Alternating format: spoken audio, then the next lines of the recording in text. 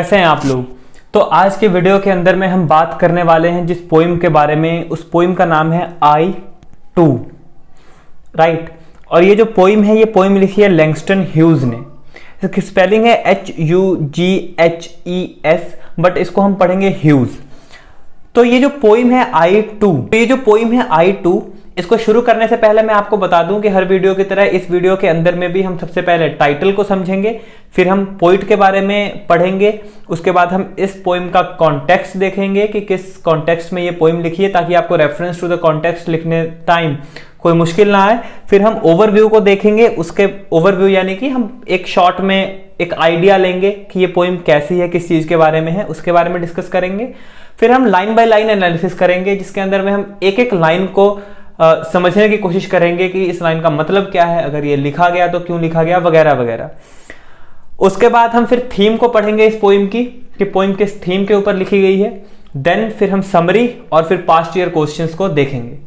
अब मैं आगे बढ़ने से पहले एक इंफॉर्मेशन आपके साथ शेयर करना चाहता हूं कि फेलियर अलर्ट का एक इंस्टाग्राम हैंडल भी बन चुका है, जिसके ऊपर हम जो भी हम चैप्टर या जो भी हम कॉन्सेप्ट कवर करेंगे उसकी समरी और उसके पास्ट ईयर क्वेश्चंस का एनालिसिस उसके ऊपर हम पोस्ट करेंगे।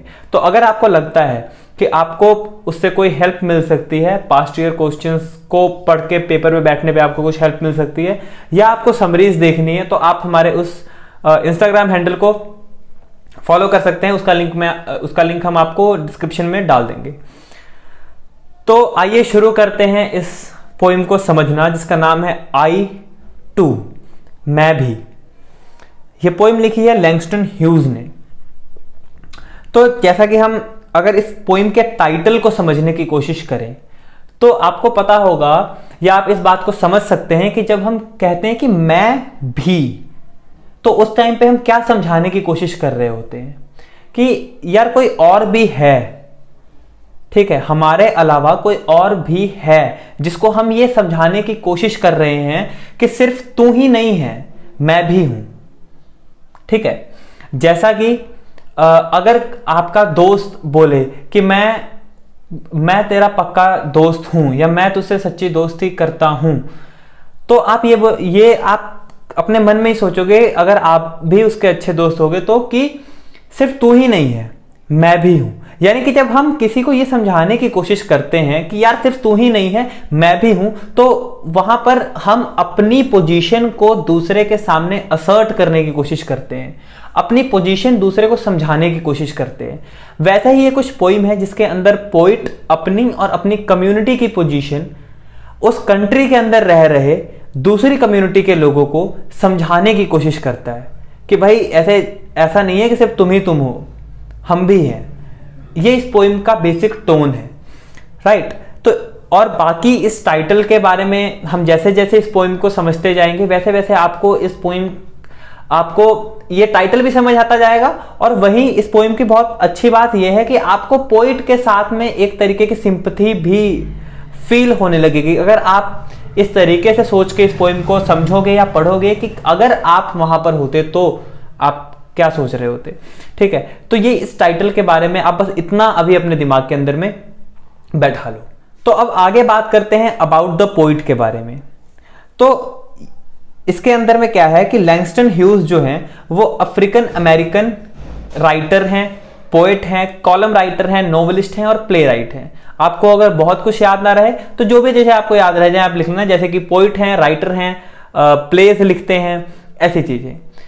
लेकिन इस पूरी लाइन के अंदर में सबसे इंपॉर्टेंट चीज क्या है कि लैंगस्टन ह्यूज एक ब्लैक यानी कि अफ्रीकन अमेरिकन है, जिनका स्किन का कलर ब्लैक है। अब मैं क्यों आपको बता रहा हूं और क्यों मैं एम्फेसिस कर रहा हूं स्किन के कलर के ऊपर, ये आपको धीरे धीरे आगे समझ में आ जाएगा, क्योंकि ये पूरी की पूरी पोइम ही इस चीज के बारे में है कि जब अमेरिका के अंदर में व्हाइट्स और ब्लैक के बीच का डिफरेंस था, जब व्हाइट अपने आप को ब्लैक से सुपीरियर मानते थे, उस टाइम पे ब्लैक्स क्या सोचते थे या क्या हालात थे उनके, उस चीज के बारे में।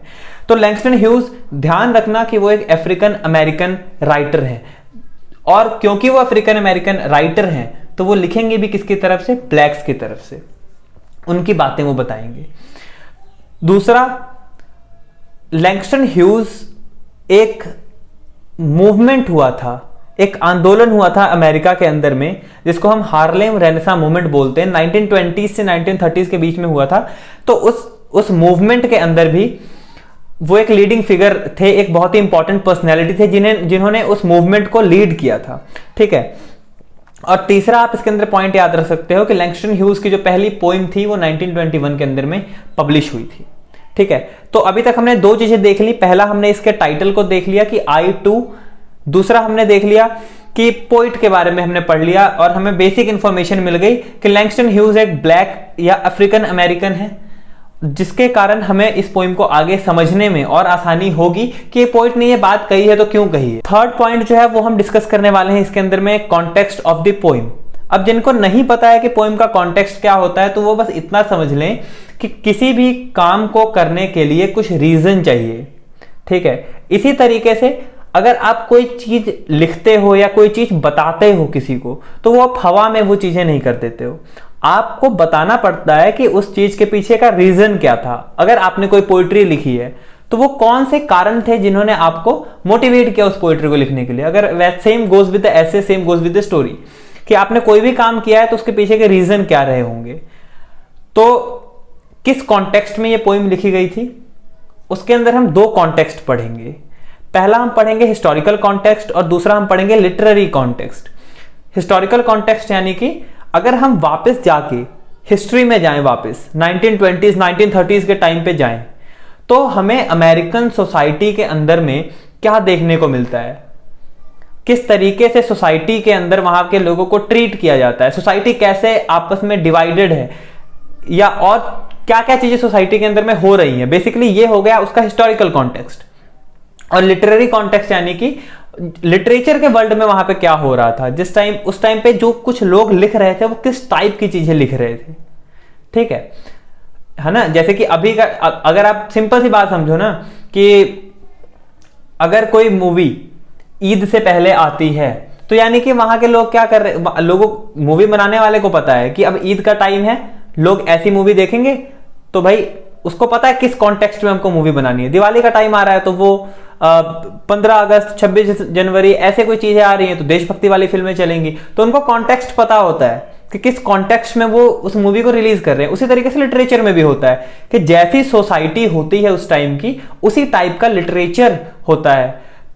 मतलब अगर आप बेसिकली किसी लिटरेचर को समझना चाहो तो कोई भी लिटरेचर जिस टाइम पे लिखा गया होता है वो उस टाइम पीरियड की सोसाइटी को पढ़ने वाले के सामने रखता है, ठीक है। तो लिटरेरी कॉन्टेक्स्ट में हम यही चीज देखेंगे कि लिटरेचर के अंदर क्या कुछ चल रहा था और लिटरेचर ने किस तरीके से उस समय की सोसाइटी को प्रेजेंट करना सही समझा। तो हम ये दो कॉन्टेक्स्ट इसके अंदर में पढ़ने वाले हैं। तो आइए सबसे पहले देखते हैं हिस्टोरिकल कॉन्टेक्स्ट।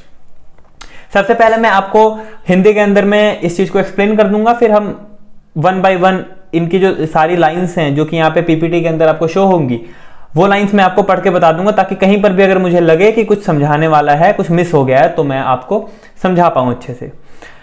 तो बेसिकली क्या है ना, अगर आप हिस्टोरिकल कॉन्टेक्स्ट समझो अमेरिका का, तो अमेरिका के अंदर एक टाइम पीरियड था, ऐसा था, एक समय ऐसा था अमेरिका के अंदर कि वहां पे जो व्हाइट अमेरिकन्स थे वो ब्लैक अमेरिकन्स को अपने से नीचा समझते थे, अपने से इंफीरियर समझते थे।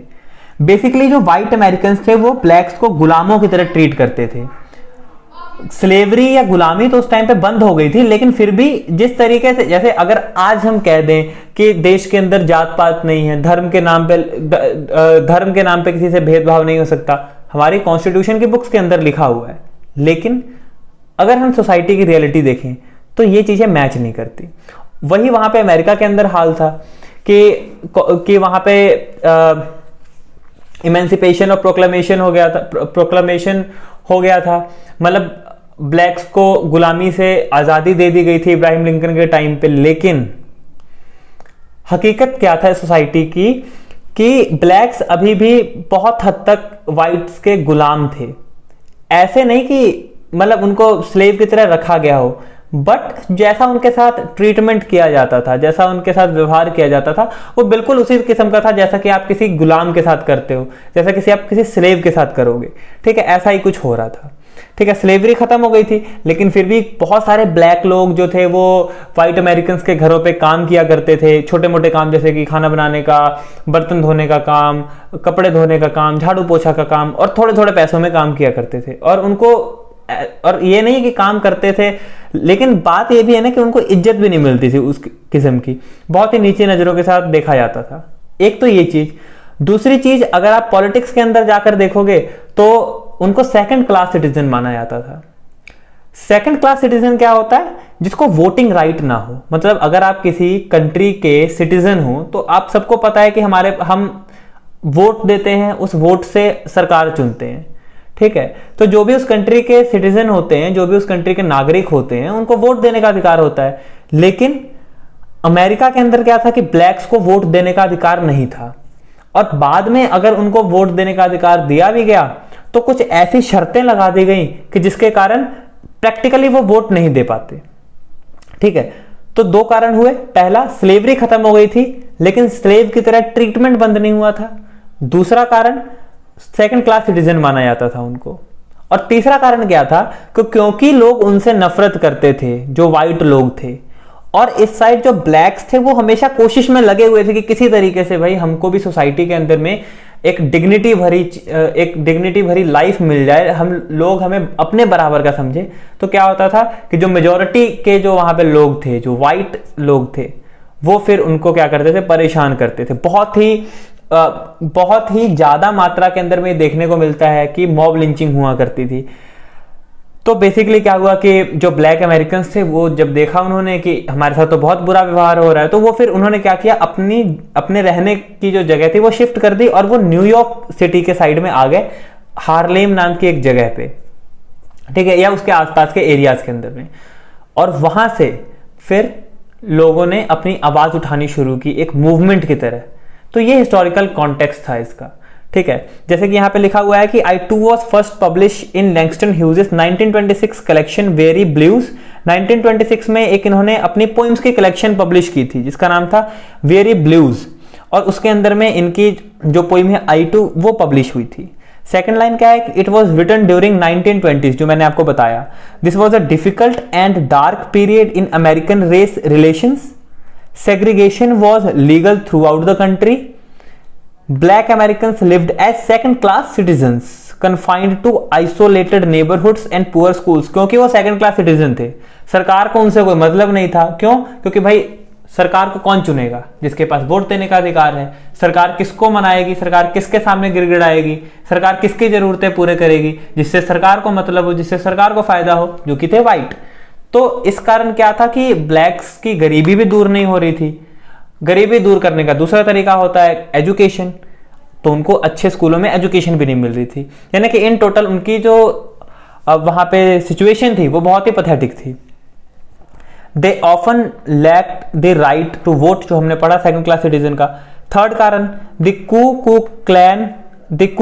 कू Klux Klan was resurgent across the South and Midwest, intimidating black communities and frequently lynching black man. South और मिडवेस्ट जो एरिया था अमेरिका का, वहां पे बहुत ही ज्यादा वो एक पावरफुल क्लैन था, कू क्लक्स क्लैन, जो कि ब्लैक अमेरिकन की लिंचिंग किया करता था, यानी कि उनको सड़कों के ऊपर घूम रहे, अगर ब्लैक्स पकड़ा, मार दिया, ऐसे वाले काम हो रहे थे।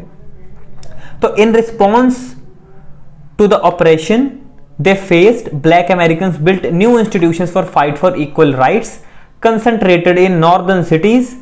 New intellectual and cultural movements sprung up with black artists, poets, musicians mingling in blues clubs, salon, galleries etcetera.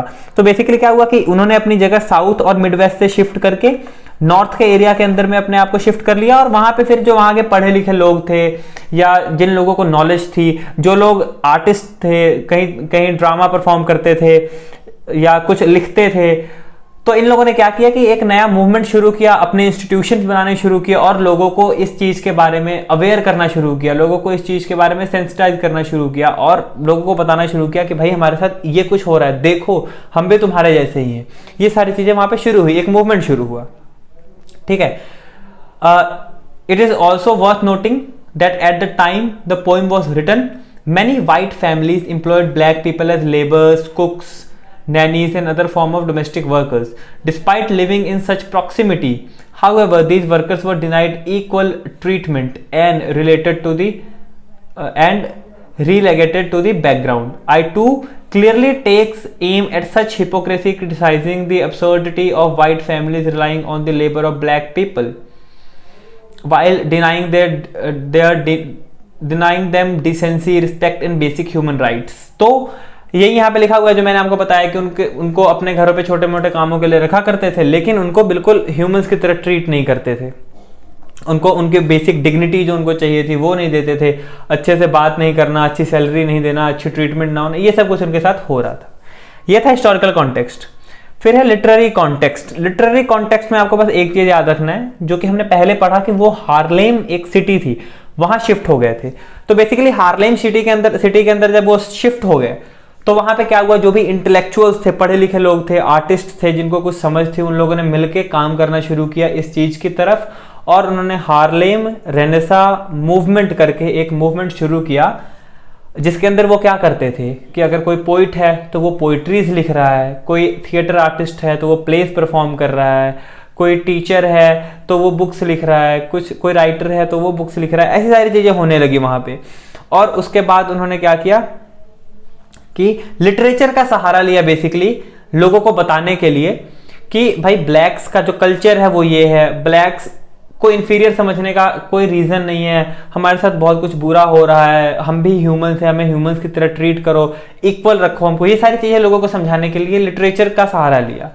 और इसके अंदर बहुत एक इंपॉर्टेंट चीज जो इन्होंने की वो ये किया कि उन्होंने उस फॉर्मेट को भी रिजेक्ट किया जिस फॉर्मेट के अंदर में यूरोपियन कंट्री के जो पोइट्स थे, यानी कि जो व्हाइट स्किन्ड पोइट्स थे, वो पोइट्री लिखा करते थे। मतलब क्या है कि जैसे कि आप कभी पोइम पढ़ोगे तो आप दो पोइम्स कभी भी उठा लेना, आपको दोनों पोइम के लिखने का तरीका सेम नहीं मैच होगा, ठीक है। तो उसी तरीके से क्या होता है कि बहुत सारे तरीकों में पोइम लिखी जाती है, किसी में आखिरी के जो शब्द होते हैं वो राइम कर रहे होते हैं, किसी में नहीं कर रहे होते हैं, किसी में किसी तरीके से लिखा जाता है, किसी में किसी तरीके से। तो उन्होंने उन सारे तरीकों को जिनका इस्तेमाल व्हाइट्स किया करते थे उसको रिजेक्ट किया और फ्री वर्स से लिखना शुरू किया। फ्री वर्स यानी कि जो ये पोइम है हम पढ़ेंगे, जिसके अंदर में आपको लास्ट के वर्ड्स मिलते हुए नहीं दिखेंगे, राइमिंग नहीं दिखेगी, या आप जब उस पोइम को पढ़ रहे होगे तो आपको ऐसा लगेगा कि कोई हमें इस चीज को एक स्ट्रेट लाइंस के अंदर में, जैसे हम आपस में बातें करते हैं वैसे बता रहा है। फ्रीली लिखी गई पोइम है जिसके अंदर में इतनी ज्यादा कंपल्सन नहीं है कि आपको पोइट्री के इतने ज्यादा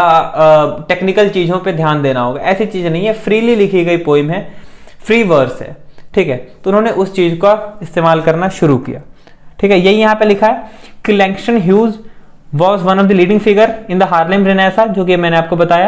A black literary movement, Harley Renaissance एक black literary movement था जो मैंने आपको बताया, that flourished during the 1920s in Harlem, a neighborhood city in New York City, New York city के एक पड़ोसी सिटी थी हार्लेम। फिर during the Harlem Renaissance, writers like Hughes, Claude, Zora worked to develop a distinctly black American literary voice, यानी कि Langston Hughes के साथ में और भी बहुत सारे पोइट्स थे जिनके नाम यहाँ पे दिए हुए हैं, आप ना भी याद करो तो चल जाएगा, आप लिख देना बस ऐसा कि during the Renaissance period many writers and poets worked to develop a distinctly black American literary voice, a way to express black culture, history and identity. मतलब एक बाकियों से अलग एक अपना तरीका निकाला लोगों को इस चीज के बारे में बताने के लिए, ब्लैक्स की वॉइस, ब्लैक का कल्चर, उनकी हिस्ट्री, उनकी पहचान लोगों तक पहुंचाने के लिए। आगे है कि in poems like I too the Negro speaks of rivers, Hughes took a different approach. ये जो मैंने आपको बताया कि ह्यूज ने यूरोपियंस के अप्रोच को, उनके पोइम लिखने के तरीके को रिजेक्ट करते हुए अपना एक तरीका निकाला। वो कुछ पोइम्स की एग्जाम्पल दी है, जैसे आई टू हो एक पोइम हो गई, दूसरी पोइम हो गई the Negro speaks of reverse, दूसरी पोइम हो गई। तो ये कुछ पोइम्स हैं जिसके अंदर में उन्होंने यूरोपियंस के तरीके को हटा के अपना एक एक्सपेरिमेंटल फ्री वर्स का तरीका यूज किया। They hoped to combat American racism through the power of their own poems, plays, novels and stories. In other words, they hoped that they might contest racial policies and attitudes by demonstrating the power of black culture. उन्होंने कहा कि हम भाई ये जो racism चल रहा है यहाँ पे, जो एटीट्यूड हमारे तरफ है, उसको हम काउंटर किससे करेंगे? With the help of literature. Black culture को हम रिप्रेजेंट करेंगे, उनको लोगों के सामने रखेंगे, लोगों को समझाएंगे, लोगों को उसके साथ अटैच करेंगे, उसका मतलब समझाएंगे, और इस तरीके से हम लोगों को बताएंगे कि ब्लैक्स जो है व्हाइट से कम नहीं है, हम दोनों एक ही जैसे हैं। ठीक है, तो ये चीज है वहां पे। ये दो कॉन्टेक्स्ट थे जिसको हमें समझना जरूरी है। पहला कॉन्टेक्स्ट जो अमेरिका के अंदर में ब्लैक्स के साथ हो रहा था, जो हमने 2-3 चीजें डिस्कस की, जिसके अंदर में हमने वोटिंग राइट देखा, स्लेवरी वाला कॉन्सेप्ट देखा और लिंचिंग वाला कॉन्सेप्ट देखा। फिर उसके रिजल्ट में क्या हुआ कि उन्होंने शिफ्ट किया, हार्लेम चले गए, और हार्लेम के अंदर में हमने देखा कि किस तरीके से हार्लेम रेनेसां मूवमेंट जो है वो शुरू हुआ। इन दो चीजों को कॉन्टेक्स्ट में याद रखना, और कहीं भी आप इसको लगाओगे आपका काम बन जाएगा।